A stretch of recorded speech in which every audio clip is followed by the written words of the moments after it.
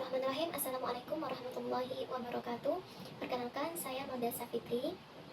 Di sini akan mencontohkan bagaimana cara pembuatan rencana pelaksanaan pembelajaran atau RPP. Nah, untuk pembuatan rencana pelaksanaan pembelajaran atau RPP, maka yang harus kita persiapkan adalah yang pertama menyiapkan materi.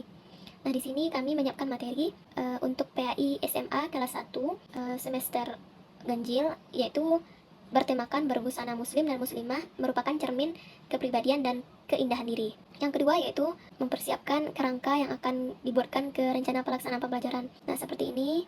Lanjut kepada ada tujuan pembelajaran, ada langkah-langkah pembelajaran yang berisi kegiatan pendahuluan, kegiatan inti, dan kegiatan penutup. Selanjutnya yaitu ada penilaian hasil pembelajaran. Nah, yang pertama kita harus mengisi kerangka tadi.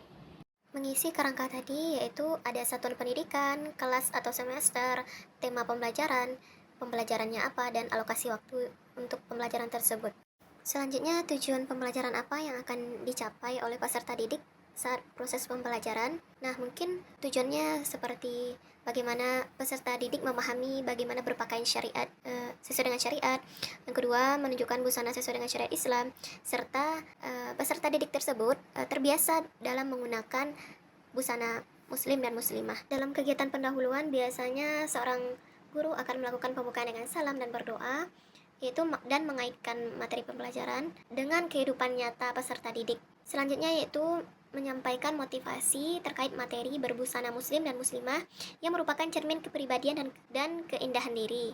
Selanjutnya yaitu menjelaskan hal-hal yang akan dipelajari serta metode pembelajaran yang akan digunakan. Dalam pembuatan kegiatan inti, maka guru harus mencakup kemampuan yang lima. Yang pertama yaitu kemampuan literasi, dengan memberikan rangsangan terhadap materi yang dibahas pada pertemuan itu. Yang kedua yaitu berpikir kritis atau critical thinking, yaitu guru memberikan kesempatan kepada peserta didik untuk mengidentifikasi sebanyak-banyaknya pertanyaan terkait gambar yang sudah dilihat tadi. Yang ketiga yaitu kolaborasi, yaitu peserta didik dibentuk ke dalam kelompok untuk membahas materi terkait. Yang keempat yaitu komunikasi. Peserta didik mempresentasikan hasil kerja kelompok dan kelompok lain menanggapi apa yang sudah disampaikan oleh kelompok yang tampil. Selanjutnya yaitu creativity atau kreativitas. Guru dan peserta didik memberikan kesimpulan terhadap materi yang sedang dibahas. Selanjutnya pada kegiatan penutup, peserta didik dan guru merefleksi pembelajaran. Peserta didik dan guru menyimpulkan materi yang sedang dipelajari. Selanjutnya yaitu guru menyampaikan materi untuk pertemuan selanjutnya dan guru menutup kelas. Yang terakhir yaitu penilaian hasil pembelajaran yang tercakup kepada 3 penilaian. Yang pertama penilaian sikap, yaitu observasi dalam proses pembelajaran. Yang kedua penilaian pengetahuan, misalkan tes, dan penilaian keterampilan yaitu praktek kerja kelompok. Hasil akhir dari RPP yang sudah dibuat tadi.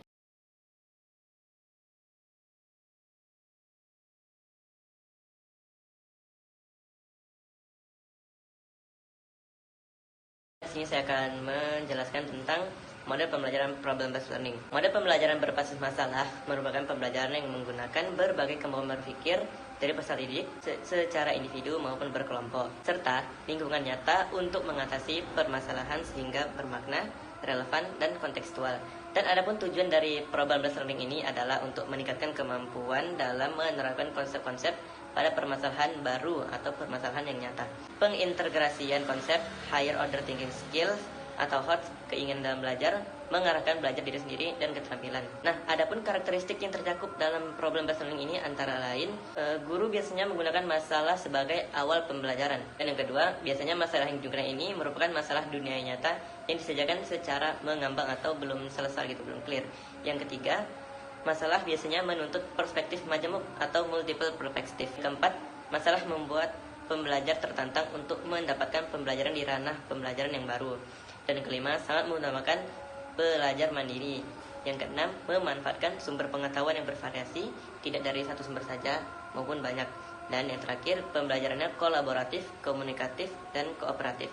Nah, adapun langkah atau sintak model pembelajaran based learning ini sebagai berikut. Biasanya langkah pertama itu dimulai dengan orientasi peserta didik pada masalahnya. Yang kedua itu mengorganisasikan peserta didik untuk belajar. Yang ketiga, membimbing penyelidikan individu maupun kelompok. Dan keempat, mengembangkan dan menyajikan hasil karya. Dan yang terakhir, menganalisis dan mengevaluasi proses pemecahan masalah. Nah, contoh langkah kerjanya itu pada langkah orientasi itu guru akan menyampaikan masalah yang akan dipecahkan secara berkelompok dan siswa mungkin akan mengamati dan memahami masalah yang disampaikan oleh guru.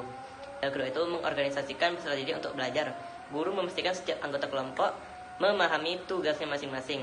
Nah, yang dilakukan murid itu diskusi dan membagi tugas untuk mencari data atau bahan yang diperlukan untuk menyelesaikan masalah. Yang ketiga, membimbing penyelidikan individu maupun kelompok. Guru memantau keterlibatan peserta didik dalam mengumpulkan data atau bahan selama proses penyelidikan. Yang dilakukan murid, peserta didik melakukan penyelidikan atau mencari data, referensi atau sumber untuk bahan diskusi kelompok. Selanjutnya itu mengembangkan dan menyajikan hasil karya. Guru memantau diskusi dan membimbing pembuatan laporan sehingga karya setiap kelompok siap untuk dipresentasikan. Dan yang dilakukan murid itu kelompok melakukan diskusi untuk menghasilkan solusi pemecahan masalah dan hasilnya dipresentasikan atau disajikan dalam bentuk karya. Yang terakhir itu menganalisis dan mengevaluasi proses pemecahan masalah. Guru membimbing dan mendorong kelompok memberikan penghargaan serta masukan kepada kelompok lain. Guru beserta peserta didik menyimpulkan materi dan yang dilakukan peserta didik ialah setiap kelompoknya melakukan presentasi, kelompok yang lain memberikan apresiasi, jadi ada feedback antara kelompok lain. Kegiatan dilanjutkan dengan merangkum, membuat kesimpulan sesuai dengan masukan yang diperoleh dari kelompok lain. Selanjutnya itu ada model pembelajaran discovery learning. Model pembelajaran penyingkapan atau penemuan atau nama Inggrisnya discovery learning adalah pembelajaran yang bertujuan untuk memahami konsep, arti, dan hubungan melalui proses intuitif untuk akhirnya sampai kepada suatu kesimpulan. Proses discovery terjadi bila individu terlibat terutama dalam penggunaan proses mentalnya untuk menemukan beberapa konsep dan prinsip. Discovery dilakukan melalui observasi, klasifikasi, pengukuran, prediksi, penentuan, dan inferensi. Proses di atas disebut cognitive process. Nah, adapun langkah kerja atau sintak model discovery learning dalam pembelajaran adalah sebagai berikut. Di sini ada 6 sintak. Yang pertama itu pemberian rangsangan atau stimulation, yang kedua pernyataan atau identifikasi masalah, yang ketiga pengumpulan data, data collection, yang keempat pengolahan data, data processing, yang kelima pembuktian, verification, dan keenam menarik kesimpulan atau generalisasi. Dalam praktiknya, langkah kerja yang pertama itu pemberian rangsangan, stimulation. Guru memulai kegiatan pembelajaran dengan mengajukan pertanyaan, anjuran membaca buku, dan aktivitas belajar lainnya yang mengarah pada persiapan pemecahan masalah. Nah, di peserta didik pula, peserta didik dihadapkan pada sesuatu yang menimbulkan kebingungannya, kemudian dilanjutkan untuk tidak memberi generalisasi agar timbul untuk rasa keinginan untuk menyelidiki sendiri apa sih masalah yang kita hadapi gitu. Langkah selanjutnya itu adalah pernyataan atau identifikasi masalah. Guru memberikan kesempatan kepada peserta didik untuk mengidentifikasi sebanyak mungkin agenda-agenda masalah yang relevan dengan bahan pelajaran. Kemudian salah satunya dipilih untuk dirumuskan dalam bentuk hipotesis. Hipotesis ini adalah jawaban sementara atas pertanyaan yang muncul. Di murid juga permasalahan yang dipilih itu selanjutnya harus dirumuskan dalam bentuk pertanyaan atau hipotesis, yakni pernyataan sebagai jawaban sementara atas pernyataan yang diajukan. Pada tahap pengumpulan data, ketika eksplorasi berlangsung, guru juga memberi kesempatan kepada para peserta didik untuk mengumpulkan informasi yang relevan sebanyak-banyaknya untuk membuktikan benar atau tidaknya hipotesis. Nah, tahap ini berfungsi untuk menjawab pertanyaan dan membuktikan benar tidaknya hipotesis. Dengan demikian, peserta didik diberi kesempatan untuk mengumpulkan berbagai informasi yang relevan dengan cara membaca literatur, mengamati objek, wawancara dengan sumber, melakukan uji coba, dan sebagainya. Dan pengolahan data, guru melakukan bimbingan pada saat peserta didik melakukan pengolahan data. Pengolahan data merupakan kegiatan mengolah data dan informasi baik melalui wawancara, observasi, dan sebagainya, lalu ditafsirkan. Semua informasi, hasil bacaan wawancara, observasi, dan sebagainya semuanya diolah, diajak diklasifikasikan, ditabulasi, bahkan bila perlu dihitung dengan cara tertentu, serta ditafsirkan pada tingkat kepercayaan tertentu. Nah, pada tahap ini, tahap pembuktian, bertujuan agar proses belajar akan berjalan dengan baik dan kreatif jika guru memberikan kesempatan kepada peserta didik untuk menemukan suatu konsep atau teori atau pemahaman melalui contoh-contoh yang dijumpai dalam kehidupannya. Pada peserta didik melakukan pemeriksaan secara cermat untuk membuktikan benar atau tidaknya hipotesis yang diterapkan tadi dengan temuan alternatif dihubungkan dengan hasil pengolahan data. Yang terakhir itu menarik kesimpulan atau generalisasi. Menarik sebuah kesimpulan dapat dijadikan prinsip umum dan berlaku untuk semua kejadian atau masalah yang sama dengan memperhatikan hasil verifikasi. Berdasarkan hasil verifikasi, maka dirumuskan prinsip-prinsip yang mendasari generalisasi. Nah, apa sih itu model pembelajaran inquiry? Model pembelajaran inquiry adalah model pembelajaran yang menuntut peserta didik untuk melakukan proses dalam menemukan pengetahuannya secara mandiri lewat serangkaian ide, pencarian, eksplorasi, dan mengarahkan peserta didik untuk melakukan percobaan atau penelitian dalam memecahkan suatu masalah yang sedang. Nah, bagaimana sih karakteristik dari inquiry? Yang pertama, peserta didik sebagai subjek belajar. Yang kedua, seluruh aktivitas siswa diarahkan untuk mencari dan menemukan sendiri jawaban dari permasalahannya. Yang ketiga, mengembangkan kemampuan berpikir sistematis dan logis, serta bagaimana sih sintak atau langkah-langkah model pembelajaran inquiry. Yang pertama, ada tahap orientasi, yaitu di mana langkah untuk membina suatu suasana atau iklim pembelajaran yang responsif. Guru bisa mengkondisikan siswanya agar siap melaksanakan proses pembelajaran. Guru merangsang dan mengajak siswa untuk berpikir dalam memecahkan permasalahan. Nah, yang selanjutnya adalah merumuskan masalah, yaitu langkah di mana membawa siswa pada suatu persoalan yang mengandung teka-teki. Persoalan yang disajikan dalam persoalan ini yaitu persoalan yang menantang, di mana siswa bisa berpikir untuk memecahkan masalah dan mencari jawabannya yang tepat. Yang selanjutnya adalah merumuskan hipotesis. Hipotesis sendiri merupakan jawaban sementara, yaitu jawaban sementara dari suatu permasalahan yang dikaji dan perlu diuji kebenarannya.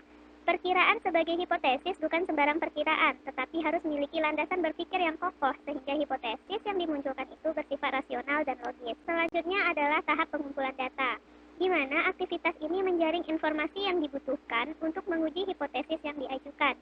Dalam metode inquiry, mengumpulkan data merupakan proses mental yang sangat penting dalam pengembangan intelektual. Oleh karena itu, tugas dan peran guru dalam tahapan ini adalah mengajukan pertanyaan-pertanyaan yang dapat mendorong siswa untuk berpikir, mencari informasi yang dibutuhkan.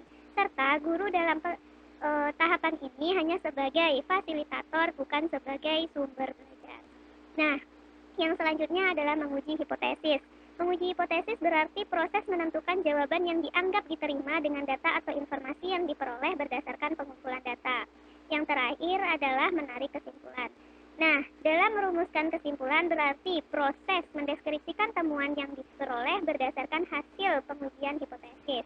Merumuskan kesimpulan merupakan tujuan akhir dalam proses pembelajaran. Baik, di sini saya akan contohkan sintak model pembelajaran inquiry, di mana saya mengambil materi pembelajaran pada kelas 10 SMA, yaitu berbusana muslim dan muslimah merupakan cermin dan kepribadian dan keindahan diri. Nah, langsung saja. Baiklah anak-anak ibu, sebelumnya kelas telah kita bagi menjadi beberapa kelompok.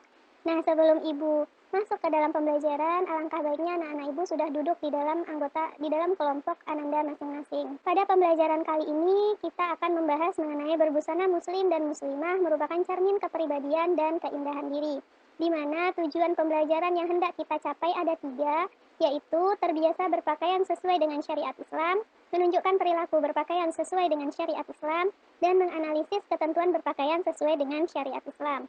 Nah, adapun hasil yang ingin kita capai pada pembelajaran hari ini, ibu berharap adalah anak-anak ibu bisa terbiasa menggunakan pakaian yang sesuai dengan syariat Islam, menunjukkan perilaku bagaimana berpakaian muslim dan muslimah yang baik dan benar sesuai syariat, dan bagaimana kita bisa menganalisis ketentuan berpakaian yang sesuai dengan agama kita. Untuk mencapai tujuan pembelajaran, tentu kita harus duduk di dalam kelompok untuk menyelesaikan pembelajaran kita pada hari ini, untuk menyelesaikan permasalahan yang hendak kita angkat pada hari ini. Nah, coba Ananda semua analisis terkait dengan berpakaian muslim dan muslimah sesuai dengan syariat Islam. Apakah pada saat ini cara berpakaian tersebut diterapkan di dalam masyarakat kita atau malah sebaliknya? Nah,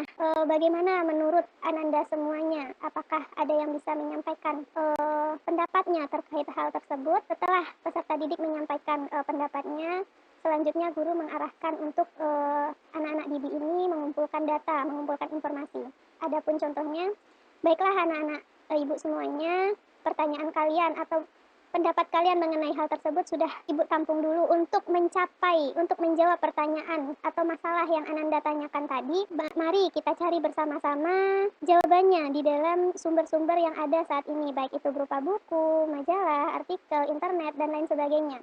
Kerjakan hal ini di dalam kelompok, bekerja samalah kalian dalam menyelesaikan hal ini, dan nanti sampaikan apa saja yang kalian temukan pada saat kalian mencari data tersebut. Nah, setelah anak didik mengumpulkan data, mereka menyampaikan bagaimana hal-hal yang ditemukannya untuk menjawab permasalahan tadi. Nah, di sini tugas guru hanya untuk mengarahkan peserta didik apakah itu benar, apakah jawabannya itu sesuai atau tidak. Nah, untuk mengerti jawabannya itu sesuai atau tidak, guru bisa merujuk kembali pada materi yang telah diberikan kepada peserta didik. Nah, selanjutnya adalah menarik kesimpulan.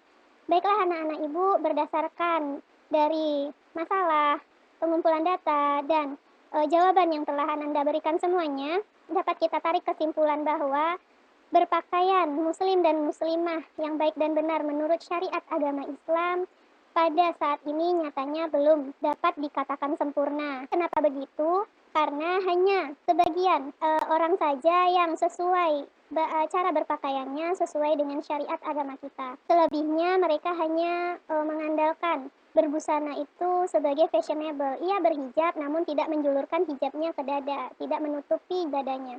Adapun yang laki-laki mungkin dia berpakaian yang baik dan benar namun tidak menutup semua auratnya. Mungkin bagian pahanya sobek, mungkin bagian lengan bajunya sobek.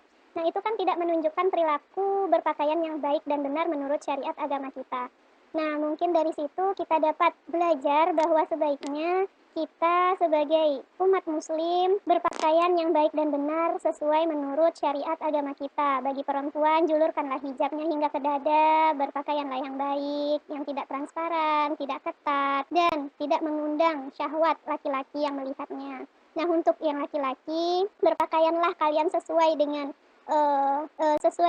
kemampuan, maksudnya tidak menampakkan aurat, berpakaian yang baik dan benar, tidak menggunakan pakaian yang kotor, tidak menggunakan pakaian yang sobek, sehingga aurat kalian itu nampak kemana-mana. Nah, mungkin hanya itu yang bisa Ibu simpulkan dari pembelajaran kita pada hari ini. Semoga Ananda bisa menerapkan bagaimana perilaku berpakaian yang baik dan benar menurut syariat agama Islam. Nah, untuk tugas selanjutnya, tolong kerjakan halaman 5 terkait dengan materi kita pada hari ini. Sekian, Assalamualaikum warahmatullahi wabarakatuh. Nah, selanjutnya adalah model pembelajaran Project Based Learning. Nah, apa sih itu? Project Based Learning merupakan model pembelajaran yang berpusat pada siswa untuk melakukan suatu investigasi mendalam terhadap suatu topik. Siswa secara konstruktif melakukan pendalaman pembelajaran dengan pendekatan berbasis riset terhadap permasalahan dan pertanyaan yang berbobot, nyata, dan relevan. Nah, bagaimana sih sintaks atau model pembelajaran PJBL? Yang pertama adalah membuka pelajaran dengan pertanyaan yang menantang. Nah, pembelajaran dimulai dengan sebuah pertanyaan driving question yang dapat memberikan penugasan pada peserta didik untuk melakukan suatu aktivitas. Topik yang diambil hendaknya sesuai dengan realita dunia nyata dan dimulai dengan sebuah investigasi mendalam. Yang selanjutnya adalah merencanakan proyek, yaitu perencanaan dilakukan secara kolaboratif, baik itu antara guru dengan peserta didik. Dengan demikian, peserta didik diharapkan akan merasakan memiliki atas proyek yang dibuatnya tersebut. Perencanaan bisa berisi tentang aturan main, pemilihan aktivitas yang mendukung, dan dalam menjawab pertanyaan esensial dengan mengintegrasikan berbagai subjek yang mendukung, serta menginformasikan alat dan bahan yang bisa dimanfaatkan untuk menyelesaikan proyek. Yang ketiga adalah menyusun jadwal aktivitas. Guru dan peserta didik secara kolaboratif menyusun jadwal aktivitas dalam menyelesaikan proyek. Waktu penyelesaian proyek harus jelas, dan peserta didik diberi arahan untuk mengelola waktu yang ada. Biarkan peserta didik mencoba menggali sesuatu yang baru. Akan tetapi, guru juga harus tetap mengingatkan apabila aktivitas peserta didik melenceng dari tujuan proyek. Nah, yang selanjutnya adalah mengawasi jalannya proyek. Guru bertanggung jawab untuk melakukan monitor terhadap aktivitas peserta didik selama menyelesaikan proyek. Monitoring dilakukan dengan cara memfasilitasi peserta didik pada setiap proses. Dengan kata lain, guru berperan sebagai mentor bagi aktivitas peserta didik, di mana guru mengajarkan kepada peserta didik bagaimana bekerja dalam sebuah kelompok.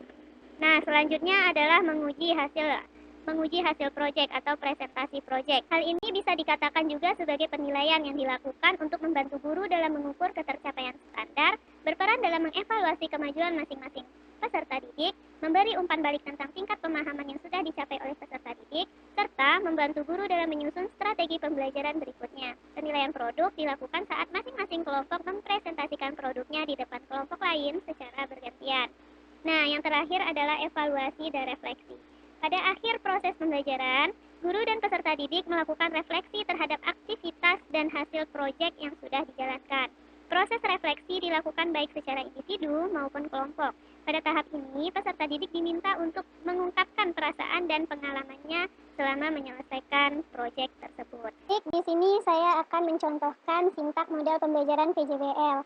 Yang pertama adalah membuka pelajaran dengan pertanyaan menantang. Contoh, kita bisa mengambil materi tentang sholat. Nah, adapun pertanyaannya mungkin kurang lebih seperti ini. Pada saat sekarang ini banyak umat Islam yang melalaikan kewajibannya kepada Tuhan Yang Maha Esa. Adapun kewajiban tersebut salah satunya adalah sholat. Kenapa? Umat Muslim itu lalai dalam menjalankan kewajibannya. Apakah ia lupa dengan tata cara pelaksanaannya, atau memang waktunya yang tidak ada, atau bagaimana? Kenapa dia bisa melupakan hal tersebut? Nah, padahal sholat seperti yang kita tahu merupakan kewajiban yang harus kita tunaikan kepada Allah Subhanahu wa Ta'ala. Dan jika kita meninggalkannya, tentu kita bisa memperoleh dosa dari Allah. Nah, untuk mencari jawaban tersebut, Ananda bisa menggunakan berbagai sumber yang ada, baik itu buku, internet, jurnal, artikel, dan sebagainya untuk menunjang data yang bisa digunakan untuk menjawab persoalan tersebut. Nah, di sini Ibu ingin Ananda semuanya memiliki proyek, mengerjakan proyek terkait dengan sholat, tata cara sholat yang baik dan benar sesuai dengan ajaran agama kita. Nah, untuk merencanakan proyek ini, kita bisa dibagi menjadi beberapa kelompok kecil yang beranggotakan 4-5 orang, di mana nanti pada pelaksanaannya itu Ananda semua persiapkan diri di dalam kelompok, baik mungkin bacaannya atau mungkin gerakannya, dan nantinya kita bisa presentasikan di depan kelas. Nah, terkait dengan jadwalnya, bagaimana menurut Ananda semua? Apakah ada yang ingin menyampaikan pendapatnya terkait dengan tanggal, hari, jam, yang bagaimana agar kita bisa melaksanakan praktek tersebut? Ini bisa dikatakan praktek ya, Ananda semuanya. Nah, setelah peserta didik menyampaikan pendapatnya terkait dengan jadwal aktivitas praktek, guru bisa selanjutnya, pada tahap selanjutnya, guru bisa memantau bagaimana pelaksanaan dari praktek sholat yang diadakan oleh anak-anak. Terkait dengan sholat ini, tentu guru harus melihat dan memantau bagaimana praktek sholat yang dilaksanakan, apakah telah sesuai atau masih ada yang kurang. Dan untuk menguji hasilnya, mereka nanti maksudnya maju ke depan kelas. Jadi peserta didik ini maju ke depan kelas, praktekkan cara sholat yang baik dan benar. Dan setelah semuanya tampil, guru dan peserta didik nanti akan diberikan evaluasi dan refleksi. Mungkin contoh dari evaluasi seperti ini, dari beberapa kelompok yang sudah menampilkan tata cara sholat yang baik dan benar di depan kelas, mungkin ada sebagian kelompok yang mesti diperbaiki cara bacaan, tata cara angkat takbiratul ihram, ruku, sujud, dan sebagainya. Itu harus diperhatikan kembali agar sesuai dengan apa yang ada di tuntunan agama kita, dan sehingga nanti banyak perbaikan-perbaikan yang harus Ananda semua lakukan.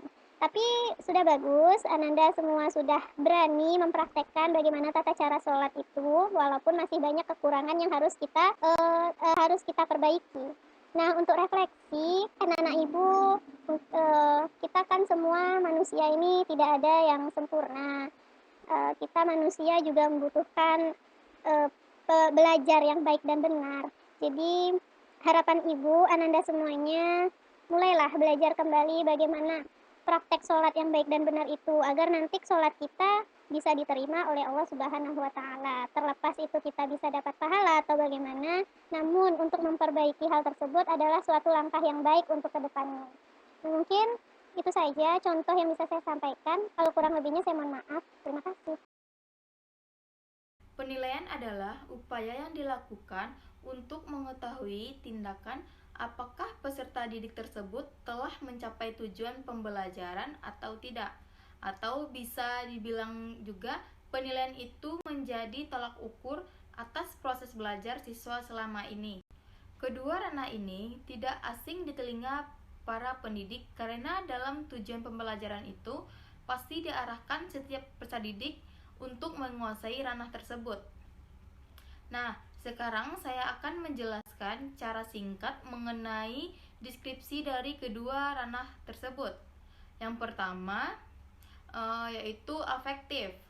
Nah, untuk ranah afektif ini berkaitan dengan karakter, kemudian sikap, nilai. Biasanya, karakter, sikap, nilai itu sangat diharapkan dimiliki oleh peserta didik ketika proses pembelajaran ini berlangsung. Nah, sikap ini sangat penting ya, karena memiliki kontribusi yang besar terhadap keberhasilan seseorang. Nih, untuk contohnya, misalnya ada seseorang yang pandai gitu, tapi kurang ramah. Nah, maka cenderung orang tersebut tidak disukai dan dihindari. Itu lebih fokus pada sikap terhadap mata pelajaran, sikap terhadap kegiatan, belajar mengajar, dan sebagainya. Nah, kemudian terdapat juga kategori di dalam ranah afektif ini, dimulai dari yang sederhana hingga yang kompleks. Seperti yang dilihat di sini ya, ada yang menerima, merespon, menghargai, mengorganisasikan, dan ada karakterisasi nilai. Nah, untuk ranah yang kedua yaitu ranah psikomotorik. Di sini ranah psikomotorik ini berkaitan dengan unjuk kerja atau tindakan yang dilakukan sesuai aturan atau prosedur. Nah, terdapat beberapa kategori yang diperkenalkan oleh para ahli tentang ranah psikomotorik ini, seperti contohnya ada DEF, yaitu DEF ini mengklarifikasikan dalam imitasi, manipulasi, presisi, artikulasi, dan naturalisasi. Selain DEF, juga ada dari Simpson. Nah, Simpson ini mengkategorikan ranah psikomotorik ini ke dalam persepsi, kemudian kesiapan bertindak, respons terbimbing, mekanis, respon kompleks, adaptasi, dan orisinalitas.